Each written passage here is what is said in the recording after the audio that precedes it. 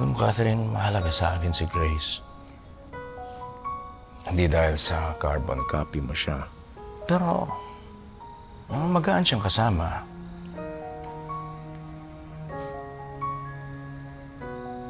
You know, I always look forward na makita ko siya pag umuwi ako. And she puts a smile in my face because of her innocence. Yeah, masaya ako pag kasama ko siya.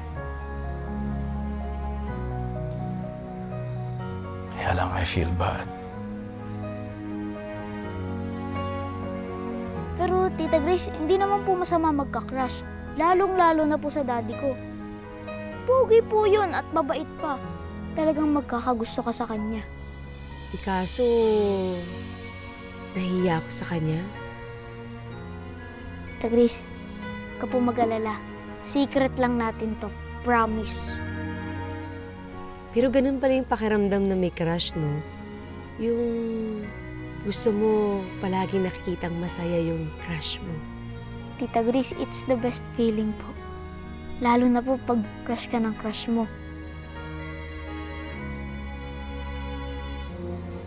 Catherine, I'm beginning to feel that I'm falling for her.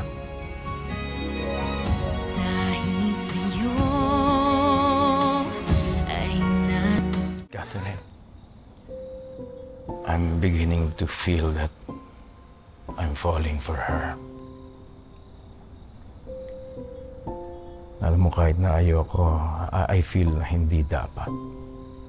Ang feeling ko kasi binibetray kita.